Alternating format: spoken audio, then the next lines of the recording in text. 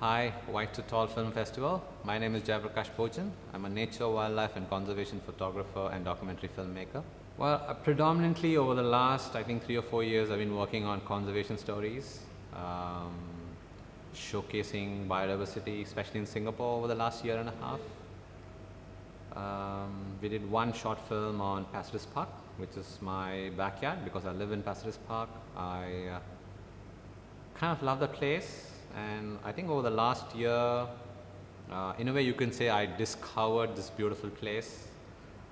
Thanks to COVID, I started spending more time in the park, documenting our local wildlife.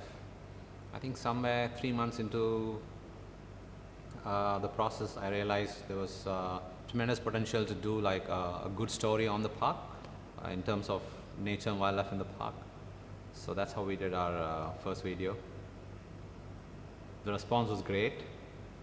Kind of gave me the motivation to do a Singapore-wide story. So I started traveling to all the parks, all the nature reserves across Singapore. Then we did another story called City in Nature, Singapore. I think it was in line with what Singapore is trying to do, especially the Singapore government is trying to do. So yeah, so very simply put, just trying to showcase the incredible biodiversity we have in our country. We call it Red Dot. We're a tiny island.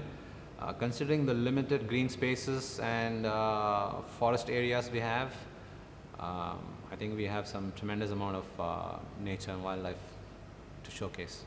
I think the response to our first video, if you watched our first video, a lot of people were taken by surprise because I only introduced the park at the end of the video. So when people are watching it for the first time, they have no idea where this was filmed. And in the end, I walk away saying, this is my backyard, this is my Passeris Park. So a lot of people are like shocked that all of this was shot in Passeris Park. So yeah, it's a highly underrated location. It's also very unique because it's a nice little triangle because we have the sea, we have the mangroves, and we have some forested patches. So I think the variety of biodiversity is a lot more because of 3 different kind of habitats coming in together. So I think that's what is beautiful about it. I think when Passeris Park was originally built by NParks, I think the best thing they did was to take the decision to retain some of the mangroves, so that was not destroyed, and they preserved some of the mangroves. So I think the mangrove at Passeris Park is kind of like the backbone of the wonderful biodiversity that's there around the park. Yeah, very little forested area. I mean, obviously there are no primary or secondary forests there. But I think that hasn't stopped a lot of our local wildlife from making Passeris Park a home. I feel like nature and all these animals have managed to adapt a lot more faster and better than us. So yeah, surprisingly, for example, you can talk about some migratory species that usually show during the migratory season. Passeris Park is one place to see like the black baza, which is like a really rare, once a year they show up. Beautiful, highly sought after by like most of the birding community or the photographers. Every year it shows up at Passeris Park. A lot of other migratory birds. That was just one. We have a resident buffy fish owls, we have resident spotted-hood owls. Other than that, I think a lot of the common species are there. Snakes, we have pit vipers, we have mangrove snakes, we have the paradise tree snake, and a lot more. Giant mud skippers. And also, I think Passeris Park, I've seen fireflies. So I think NParks also, they've also done some work in terms of bringing back some original plants and trees there to bring the fireflies back. So if you go there late in the nights, because we've spent a lot of time filming in the night there, so there are a lot of times we've seen some amount of fireflies as well. It's beautiful, yeah.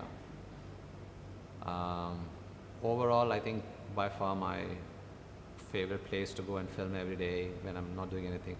Like I said, that's a controversial one. Not really controversial. It's a little complicated, but I think to keep it simple, don't get too close to any wildlife, because end of the day, they're still wild. Even though they've learned to coexist and they live close by.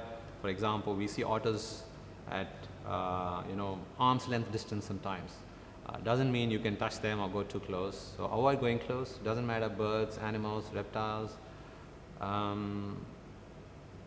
think especially, I think people are going to hate me for saying this, especially with people tend to go close to some of these animals with their mobile phones, which is dangerous, which could get dangerous. For example, I've heard stories of people getting close to the wild boars with their mobile phones and they've been attacked. So usually when you get too close, they get spooked. So they're going to react. Even though the park is designed for us to go and enjoy, we need to realize that we are entering their space. So we have to be more cautious, and you can't expect them to be cautious of us. So yeah, I think this is common sense. Yeah, you just got to be careful when you're entering a park. Take care of your own safety, because you can't expect all the wild creatures to be like us. So they're going to react when they're uncomfortable in our presence. So I think it's as simple as that. Otherwise, you really cannot say go up to 4 feet or only 2 feet, 3 feet. There are really no boundaries. It's a judgment call each one of us is to take. So best thing is to stay away. It's as simple as that. Stay as far as away. As long as you're able to see and enjoy them, just stay at a reasonably good distance.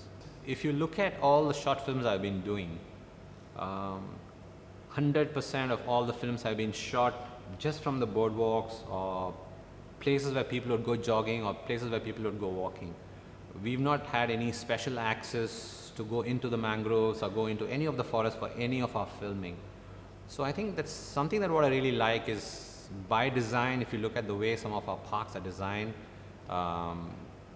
for people like me, it just gives me better access to be able to even see and enjoy and video and film and photograph all these creatures. So it's nice, it's wonderful. That's a question I often get asked. In fact, some of the comments in my videos typically were, obviously a lot of people started following me on Instagram and stuff like that, and then so many people would message me and say, hey, can you show us around?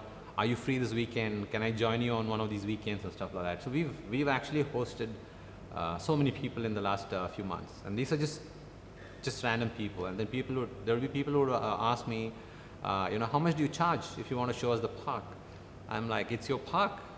You can come whenever you want. I mean, you don't need to pay, because it's not like a massive wildlife reserve that I have to take people on a journey to, another place. So I said, we are filming there every day, so you're always welcome to come and hang out with us. It doesn't take anything. So, but also a lot of people are disappointed when they come along sometimes, because they spend 2 hours and then they don't see much, and then they're kind of disappointed, saying, you know what, we saw all this amazing stuff in your video, but then, how come you don't see so much stuff?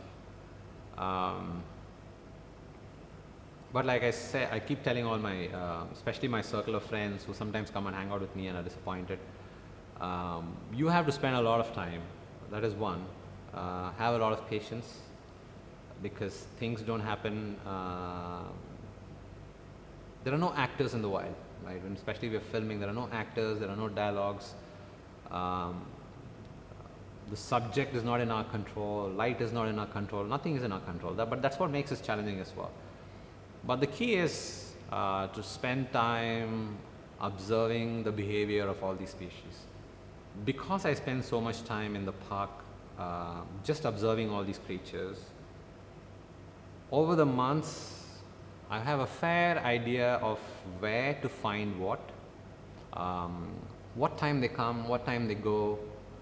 Some of these birds, some of these animals have their favorite branches, favorite perch, favorite place to come and play, favorite place to feed.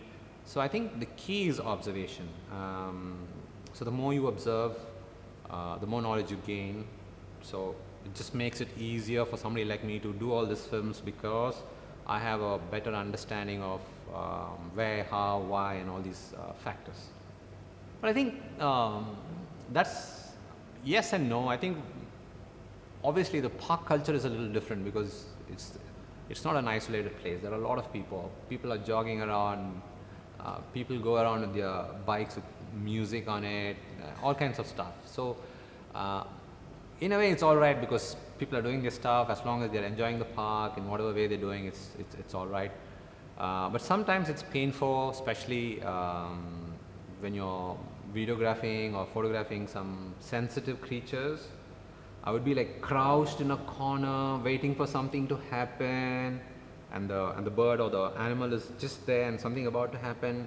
Somebody would just walk in and say, "Hey JP, what are you seeing?" You know, and the 1 hour of me waiting there for something to happen is just because especially with some creatures, when you're in a standing posture, right, you are a lot more intimidating to them. So we usually go down to the level. I'm either lying flat on the floor or, you know, in some of these really tricky positions where I'm filming because you're less intimidating to the subject. They're lots more comfortable in your presence. And then somebody would just walk straight behind me, and then, you know, the bird would fly away or the animal would just move away, and then, yeah, I mean, you can't do much about it because it's not their fault. I mean, they're just excited to see what I'm doing, or, you know, so it's all right. But I'm not in a rush, and especially nature and wildlife photography, you really can't do this stuff in a hurry. It takes its own time. Sometimes there are weeks when I come back home with literally zero footage, but that's how it is. Every morning I look forward to it because in my mind I'm thinking, okay, something magical is going to happen today, or something unbelievable is going to happen today. Simple example would be the City in Nature video that we did. The climax sequence is a fight between an otter and a crocodile for territory. So that was unbelievable because the otter literally kissed the crocodile's mouth 3 times. Not really kissed, he basically banged the crocodile with his mouth 3 times. I'm talking about physical touch. And then the crocodile tries to hit him with his tail, slashing him, and he jumps across and he tries to bite the crocodile's tail from behind. And then the crocodile again slashes him because it's a very territorial fight. Because so something like that. I think I was there since 6:30 in the morning. This happened around 12:30 in the noon. So I was just there. I had seen something like that on the other side of the waterway where I saw the crocodile and the otter in that area. So in my mind I'm thinking, okay, there is some possibility of something happening. So after that it's just a waiting game. It may happen, it may not happen. So yeah, it just happened. So I think sometimes people say, oh, you are very lucky. I don't believe in luck. The reason I say that is, so there was no luck over here. It was just persistence, perseverance. I just decided to just stay there even though there was nothing happening, hoping something would happen. So if you can, if you have the patience and if you can put in that amount of time, then yeah, all these wonderful moments happen. And with nature and wildlife, a lot of these moments are split-second moments. So, so rule number 1, thumb rule, or whatever you want to call it, is to just be there in the first place.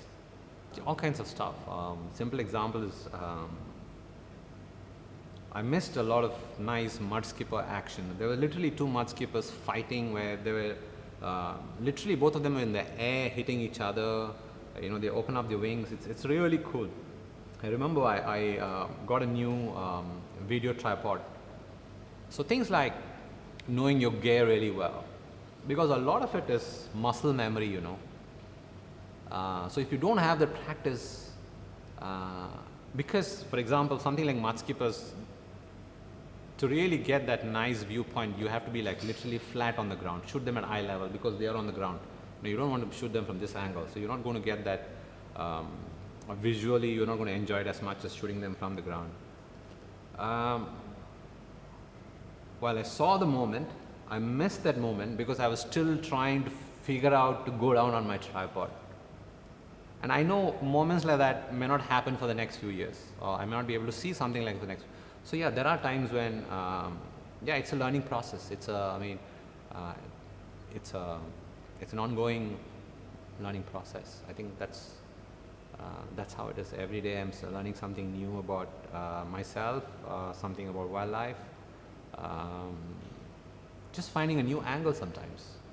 Every day, for example, I've been going to the same location every day, but then I remember recently I shot a small piece of an otter portion. Sometimes unless you go back and spend some time looking at the visuals you've shot, analyze it and stuff like that, you may not get it. Then the next day I went there and I said, man, I should have just shot this from this little tiny window between the leaves. It would have been even more awesome, you know. So I think that's how we improvise. Every day we are, as a visual storyteller, I'm constantly striving to see how I can bring in new perspectives to show people something new that they're not used to seeing. How do I do that? I play around with a lot of gadgets like underwater drones, simple drones, wide angle. It's hard to film wildlife with wide angle, but then if you can, it looks completely amazing. Yeah, right equipment, and like I said, end of the day, the backbone of the whole process is your understanding of the environment, your understanding of your surroundings, your understanding of your habitat, understanding of animal behavior, bird behavior, species behavior. I think that's like the key end of the day. Well, I grew up in the mountains back in India. I spent a reasonable amount of time with my grandparents in the mountains. So kind of like grew up in a village in the mountains. So my introduction to nature was like very early in my life. I've seen migrating elephants. I saw my first tiger at a very young age. I spent a lot of times during my childhood. We used to spend hours finding wild berries and wild fruits. In the process, we explored a lot of wildlife, like some rare species of monkeys which are almost extinct right now back home. Those days we had so many of those langurs there, face to face with like snakes, owls, all kinds of stuff, because we kind of lived on the periphery of which is now tiger reserves.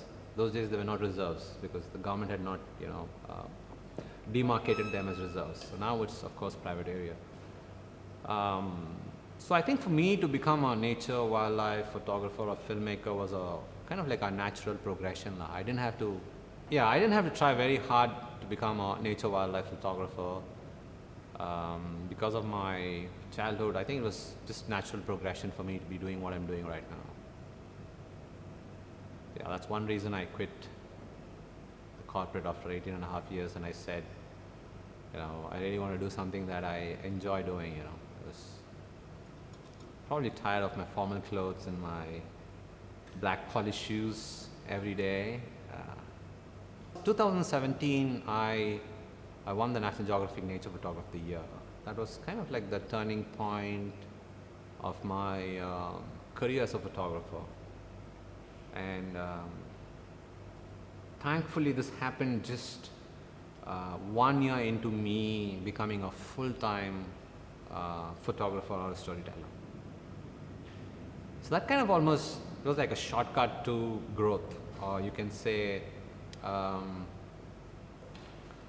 of like fast-tracked my career as a photographer. Then I started getting some projects from National Geographic Asia, and some projects with NParks locally over here. I did some stories around sustainability, stories around recycling right. We did a campaign, I remember, on recycling right. It was a photo story. We did some exhibitions and things like that. But I think somewhere down the line, I was thinking, okay, if I won an award, kind of got famous, okay, what next? I think at some point I started thinking that my work needs to mean something. um, if my photography or if my stories is going to be just one of those pictures or videos that people just saw and forgot about it, then what's really the point? So I wanted it to mean something. I wanted it probably to make a difference in people's lives, or bring some kind of change through my stories. So I think that's when I started thinking a little differently. So my whole thought process changed from just creating beautiful visuals and beautiful photographs to becoming a storyteller. So I think when that transformation happened, I started seeing things differently. I think it was all of a sudden it was no longer about getting a lot of likes on Facebook or getting a lot of likes on Instagram. All of a sudden it was about, oh, I need to make a difference in people's lives, or I want to now be a real influencer. I want to influence people's thinking, or influence people's mind in the way they look at nature or biodiversity or climate change. These are all very complex, big topics, and for common man it's very, very confusing because there's so much information out there. Sometimes people lose hope as well. So I think that's where I started saying to myself, I want to focus on the positives, because there's already so much and so many people talking about everything that's going wrong around us. So I said, why not focus on the positives? And that's when I can say I changed. It was like a dramatic change in my strategy, where now I was saying, you know what, if I can help you fall in love with nature, then your relationship with nature is a lot more permanent than me just creating some visuals that you liked and you forgot. By helping you fall in love with nature, now I know that because you fell in love with nature, you will do something about all the other problems everybody's talking about, whether it's plastic or environment or climate change or whatever. So I take a lot of inspiration from David Attenborough. He's inspired me in so many ways. So this something that he said which has been stuck in my mind, which has also kind of played a big role in the way I do my work, through my videos or through my photo stories, where he says, no one will protect what they don't care about, and no one will care about what they've not experienced. So I think it's true to a large extent. For example, if you have not really experienced wildlife or nature in the true sense, no matter how much I try talking to you or convince you about why you need to care about nature and stuff like that, it's hard for you to get it. So it's very easy to say, you know what, everybody should care about it, and people should do something about it. But I think a lot of people genuinely don't get it, just because they have not experienced it, or they're just not aware of it. So I think that's where storytelling plays a big role. So I think if I could help, I want to do more stories, so I could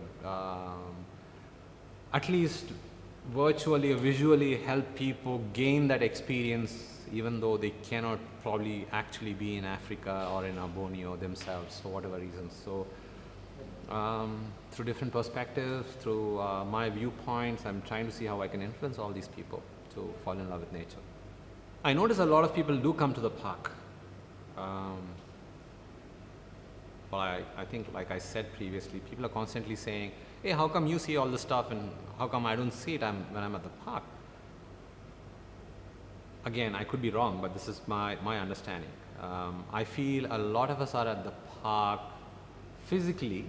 We left our homes, we came to the park because we want to let go of all our thoughts and all the unwanted things in our mind, and enjoy the park and get some energy from the sunrise or whatever it is. But I think most of us, even though physically we are in our beautiful parks and stuff like that, mentally we are still completely preoccupied with a lot of other things in our mind. Probably that's one reason why you don't get to see what I get to see. It's as simple as that. Because all of these animals are not hidden in some big reserve where we don't have access to. They are right there living in plain sight. but you only see them if you really want to see them. And if you really want to see them, you really need to let go of all that's in your head and be present in the moment and just observe and enjoy, and I'm sure you can see all of this stuff. So over the last few months, I said, why not tell true stories? Usually when you do wildlife filming, since there are no actors, a lot of times stories are a little more generic in nature because you talk about the species or you talk about the habitat. But because Passages Park is kind of close to my heart right now and I've spent too much time there, I thought, let me tell some real stories this time instead of just stitching all these beautiful videos. So I spent a lot of time researching. I spent a lot of time talking to people who've lived here for 20 years and stuff like that, just to try and see if I could get some background information. So this time, the upcoming video, I'm telling stories of some of these owls, which are probably some of the senior most residents of the park. In 2016, we had 14 otters. So my first sight of the otters when I moved to Singapore, and Passages is the only place where I lived in. My first sight in the Passages Park was 14 otters right in front of my eyes, probably just 6-7 feet away from me. So it was like unbelievable experience for me. And the reason I say that is because I photographed otters in many countries across Asia. They're elusive, they're shy. So for me it was kind of an interesting moment because I'm like, what are these otters doing here? They're so chilled out, they're so cool, they don't care who's around, going about their business. There are about 30-40 people sitting there and watching these otters. So that was a nice moment. But now we have 7 otters, out of which there are 2 pups. So I really wanted to know what happened to these otters from 14 to 7 in the last 2016 to now. So thanks to the Otter Watch community, Singapore is probably the only country in the world where you have such a large Otter Watch group. Literally people, and these are not necessarily photographers, hardcore otter lovers who are out there every morning just watching the otters, following them, following their stories. I met so many people. We have names for our otters. Each of our otters in Passages Park has a name. There are people who know the history of these otters for over a decade, what happened, where they came from, where they went, So I've been talking to a lot of people along with, filming, so I could actually tell some. So it's a little more personalized story. It's like my story with my park and, all these beautiful animals. So I think this time it should be, I'm hoping it will be a little more interesting. Because it's not just beautiful clips, but a little bit of background and stories of some of these species. I can give you a simple example.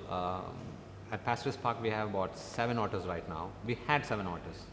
So the 7 has become 6 right now. How did it go from 7 to 6? Because one of our female otters from the Passages family is actually dating a male from another small otter family which is living near Changi, which is living near the Changi area. So she's been dating a guy from there. So lately she's no longer with the group. And the group seems to be unhappy about she hanging around with an otter from another group, because otters are territorial, because they all want to, it's all about defending their territory, because food is priority for most of these animals. So I think the alpha male, which is called bent tail, they name him bent tail because he's the only otter which has a bent tail. So he's like the alpha male right now. And the alpha female, which is the mother of the pups, I think they were upset with this other female, because last week I was very lucky to actually see them chase this female away, and she was part of the group, but they literally attacked her as a group and chased her away. So they're just like us, when you ditch your girlfriend or a boyfriend, and then things happen. Yeah, same thing with the Buffy. He, 2014-16, he had beautiful both eyes. Late 2016 to 17, something happened and he lost one eye. He had a girlfriend, by the way, housemate for life. They just have one partner all their life. Apparently she died because they found her carcass in the park. All these species are not very different from us. So they all have their stories, just like we all have ours. So I'm trying to see if I can tell some real stories from the park. Before I started filming locally here in Singapore, obviously most of my local Singapore photographs or videos are a result of the COVID situation. So in a way I'm thankful to the COVID situation because it kind of opened my eyes towards the incredible stuff we have right in my backyard, which I probably ignored for the last 5 years, even though I've been here since 2016. So this kind of just probably right time, right thing happened for me, though COVID is not a great story overall. But personally for me, I think it was an eye-opener of how much wonderful wildlife we have in the country, in Singapore itself. But prior to that, I spent a lot of time, so going back to my 2017 award that I won with National Geographic. I won the award for a series of photographs I shot of an orangutan actually crossing a river, which was incredible because just to be able to witness a natural history moment like that was incredible. And then later on I came to know a little bit about why the orangutan was doing it from the locals and some of the rangers there, so which made it even more special. So when I actually won the award, National Geographic Award, actually 2 of my images made it to the finals. There was one cheetah image from Africa and there was one orangutan image from Borneo. But I was very happy when the orangutan image actually made it to the finals, also because I think when National Geographic shared that story and published, we had close to, I think, 3 or 4 million hits. In a way, I was glad the orangutan won because more people would know about what's happening in Borneo through that photograph and story. Because it was a special photograph, a lot of people were curious about that photograph. You know, what is the orangutan doing in the water? Because most people who understand orangutans know orangutans hate water. To add to all that stuff, there were crocodiles in the river where we filmed. So most people who knew about orangutans were kind of curious about the story. So it was a nice conversation starter for me. So it gave me an opportunity to tell people what was happening in Borneo through some of these pictures. So I started working with some NGOs over there. So right now I represent 2 NGOs. One is Orangutan Alliance, which is founded by a lady called Maria Abdullah. She's originally from Singapore, but she lives in Australia with her family. So we are, as an organization, we work with a lot of brands to certify them, certify products which do not have palm oil. So these are all non-palm oil alternative products that we certify. We also fund grassroots level conservation projects in Borneo. Recently we've been raising funds to do a lot of tree plantation of some of the forests destroyed in Borneo. So I think over the last year we've raised a reasonable good amount of money for things like that. And I also represent another organization called Borneo Orangutan Survival, probably one of the largest NGO working on orangutan rehab. I don't want to get the numbers incorrect, but I think we have almost 400 orangutans in rehab right now, which are being they've been either rescued from illegal wildlife trade or from pet trade, just from like palm oil plantations and stuff like that. They're being rehabbed and they will be released into the wild. So that's what they do, along with taking care of some of our prime rainforests and things like that. So I'm an ambassador for them. So I try and do some exhibitions. So 2 years ago we did a big exhibition in Germany. They printed massive pictures, like 2-storied, 3-storied, building-sized pictures of mine, all along a town. It was like an open outdoor exhibition.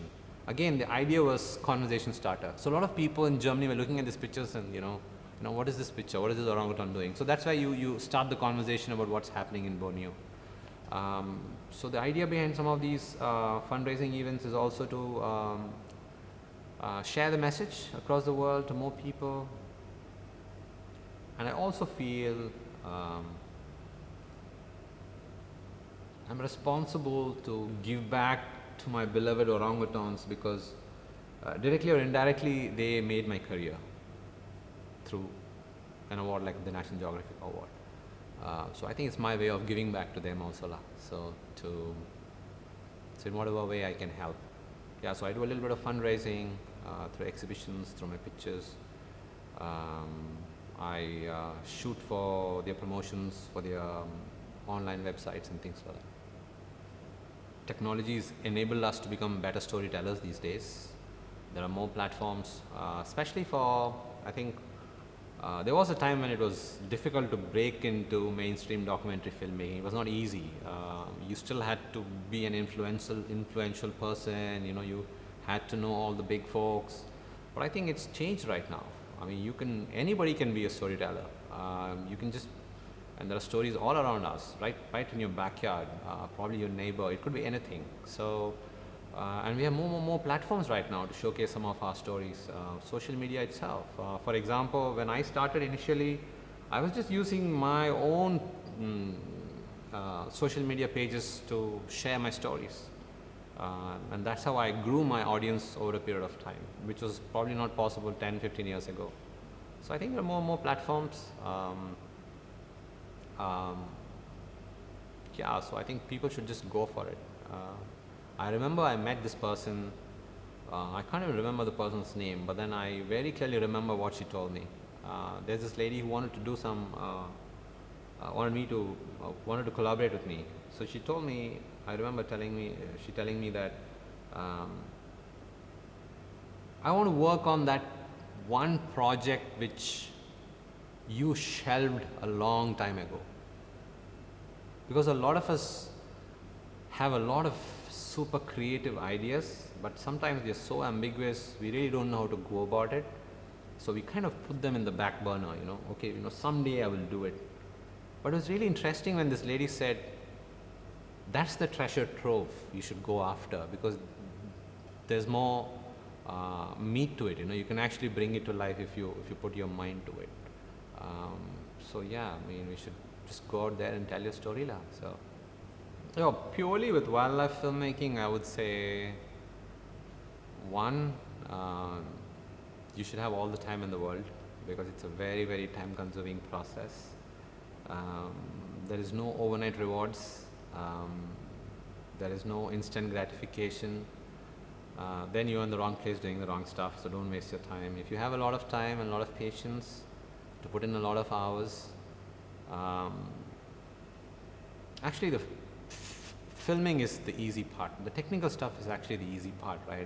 Good equipment, your technical ability to be a good filmmaker, or even using the right technology or the right cameras, or how skilled or your cinematographer. Yes, all of that will help. But wildlife filmmaking is a little different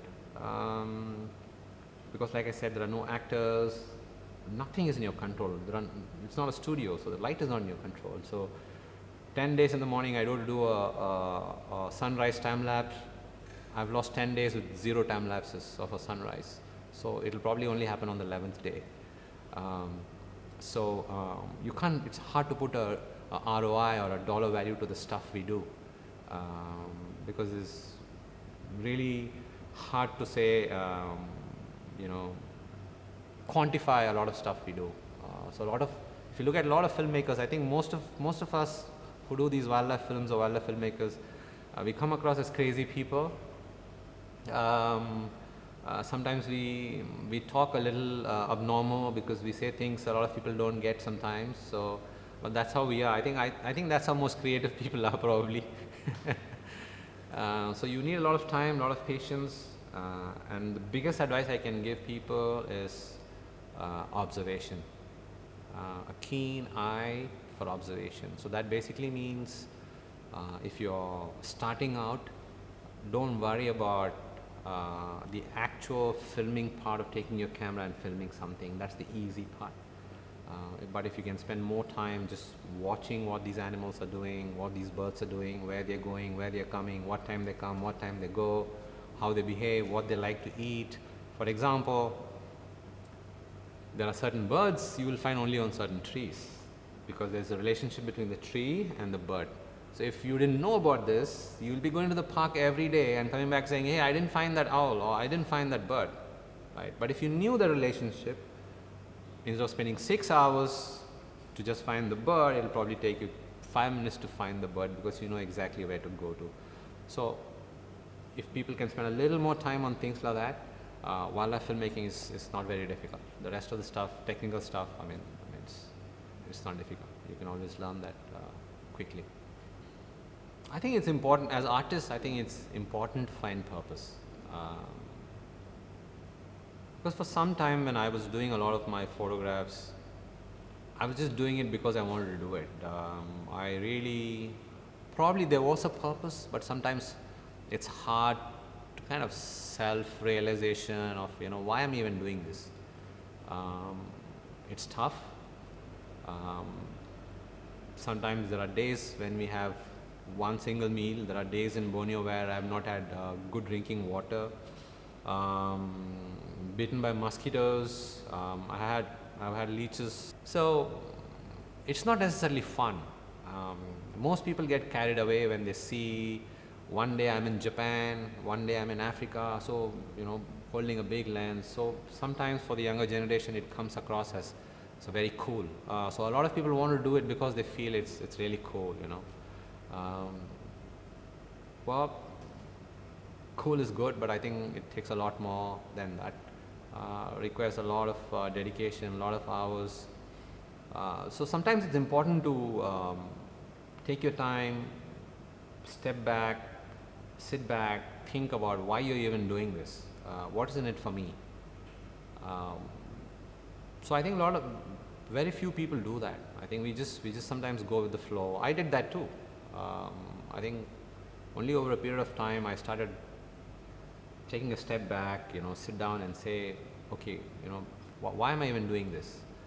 If I'm not able to find purpose, I may not be able to continue to enjoy what I'm doing as well, because after a point it becomes very monotonous like any other job. So you still need to have that passion and drive to go out there day after day, irrespective of whether I get some good footage or not.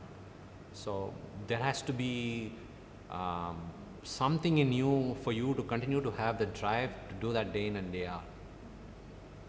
So I think that's where I was looking for purpose, and I think I found my purpose. So if people can just you know, let go of anything, maybe, you know, stop all the things you're doing right now, you know, spend the next maybe just few days you know, thinking about, you know, why you want to do this, so what's in it for you, or how is it going to make a difference to me or my family or my people around. I'm sure they will find purpose. So it's important for us to figure out if we have you know, purpose in what we're trying to do. So for example, in my case, I really wanted to know, you know, why I'm even doing this, what is in it for me. I had to step back, take some time off and really think through why I'm doing this, because I realized if I don't have that sense of purpose, it's hard to continue to do something like this for a long time, because it's hard work. It's not as fancy as it looks when people see some of our pictures on social media and stuff like that, because behind the scenes usually I come back home in dirt and mud all the time. I mean, sometimes people look at me, if they didn't know I'm a nature or wildlife filmmaker, they probably think, you know, what's wrong with this guy, because you can actually see my fingernails are all black in color, I'm in dirt, because that's how it is. So purpose is important. I think if you can find that purpose of why you want to do this, it becomes a lot easier for you to be more consistent and do whatever you enjoy doing in the long run. So I think once you find the right reason as to why you're doing a certain things, it could be as simple as you're passionate about some things. But again, when you say I'm passionate about this, passionate is again a very big word. What do you mean you're passionate about this? What does it even mean? So if you ask people, a lot of times it's hard for them to explain what they mean. Why? A lot of people say, okay, I'm passionate about this. What do you mean when you say I'm passionate about this? There's no answers to it.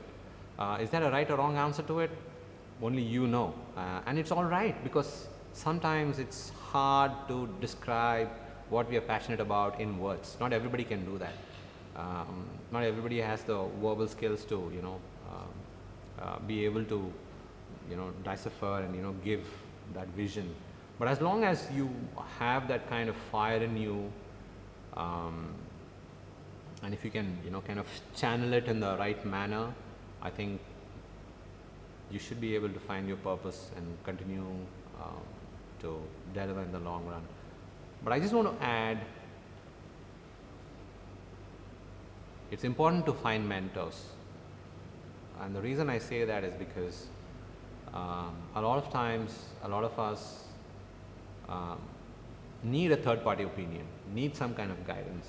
So, look for people in your surroundings, look for people in your network to see, don't be scared to bounce ideas off other people. It works, don't be shy. Some of my best ideas have come from some of my really stupid discussions. Not really stupid, but really basic discussions I've had with some of my friends that I look up to, who are also wildlife photographers and filmmakers. We used to spend hours just saying, what is that one photograph, for example, you want to create? If you have to just pick one photograph, like your dream photograph that you want to photograph. We used to spend hours just talking about things like that. And it's actually crazy, so things happen, and I think that's when you start pushing your mind to think outside the box, and sometimes you'll probably surprise yourself, your own self, with some ideas you never thought you could think of.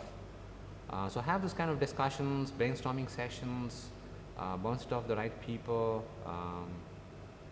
and surround yourself with good people. That's, I think, a big one for me. Just surround yourself with positive people, because there will always be people who will tell you, I don't think this will work, I don't think you should do this, I think this is going to be expensive, I think this is going to take too much time to do. So you're always going to get all those kind of feedback. So it's important you surround yourself. It's important that you know exactly what you're doing and you're not stupid. At the same time, it's important to surround yourself with the right people who can also give you that motivation. So your people around you matter, they make a big difference in everything we do. A lot of times we don't realize that. So make sure you having the right influences around you as well. If I'm going on a photography expedition, so people always ask this question, do you plan, how do you go about, what's your process if you're going to Borneo, if you're going to Africa? So usually what I try and do is go and study the work that's already been done, because I personally don't see the point in replicating or duplicating work that already people have done. People have done some amazing work. I might as well go just look at them and enjoy them than spend time recreating them. So that gives me like a baseline to say, okay, you know what, this has already been done. So I think that's a good starting point for creators to say, okay, if all this has been done, let me be more creative. So let me try and come up with new perspectives. It's challenging. Why? Because you're playing in the same playing ground where already 100 people have played and scored goals. You as an artist, you're going back to the same ground and trying new ways to score a goal. So, but that's the fun part of being a an artist. So I spend a lot of time on the drawing board. It's important to visualize. So if, for example, if I'm going to a Borneo, having seen all the work done in the past, in my mind I'm always trying to visualize. And one thing I realized, it's almost like a little magic formula. I mean, there's no science to it, but I feel like every time I visualize something, I'm actually able to make it happen. I don't know how and why. Like I said, there's no science to it, but when I constantly visualize something, somehow it just happens. Or maybe there is some science to it, that when things actually happen, I'm ready for it because I've already visualized it. Yeah.